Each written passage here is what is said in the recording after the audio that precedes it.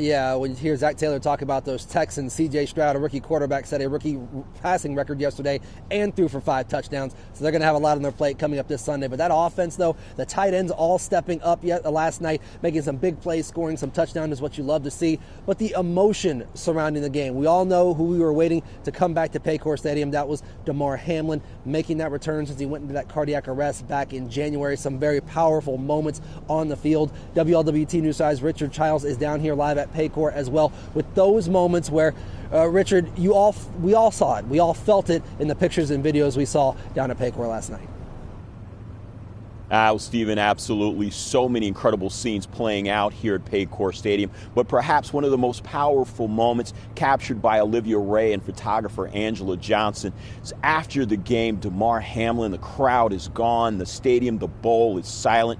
He makes his way back to the field, walking, of course, to the 50-yard line, right there at the center line. Again, getting a chance to nod, to kneel, to reflect on those seconds that saved his life. 10 months ago, Damar Hamlin's life hanging in the balance on this very field. His chest struck by a helmet, sending him into cardiac arrest. UC staffers, emergency medical service personnel rushing the 25-year-old into ICU instantly, resuscitating him on the field. Last night, getting a chance to capture that moment when Hamlin falls to his knees, reflecting on those life-changing moments. Certainly an emotional testimony that has become a driving force behind his new mission to make sure that everyone is equipped with the very skills that saved his life. Now, Damar Hamlin's foundation, the Chasing M's Foundation, is dedicating scholarships to underserved high schools and colleges in the greater Cincinnati area. Hamlin's going to be awarding 10 $1,000 scholarships over the next 3 years. Now, those scholarships are named after the first responders, nurses, and doctors who rushed into action to save his life. Now he's speaking out for the first time since then, returning to Paycor Stadium, reliving those critical seconds that meant the difference in life and death. I don't think anyone in this world is exempt from dealing with adversity and being able to overcome some tough things, and being able to get knocked down and have a problem in front of the entire world and then come into that same stadium and stand in whatever role that I have and support my team. I think that shows a lot of strength, a lot of courage, a lot of pride. Al, this morning, the Today Show going to continue that exclusive interview with Damar Hamlin. We're going to get a chance to hear more about that emotional return to Paycor Stadium and the mission and the impact that the scholarship program is going to have across the greater Cincinnati area. That's going to be ahead at 7 o'clock this morning right here on WLWT.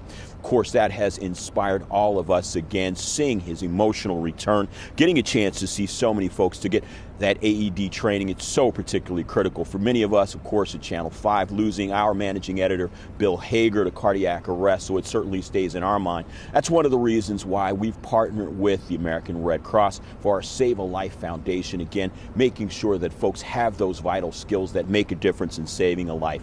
Coming up in the next half hour, we're going to tell you how you can be a part of this journey, making a difference, protecting those that you love, protecting those in your community, and those, again, who are near and dear to us all. Reporting live this morning, Richard Childs, WLWT News 5.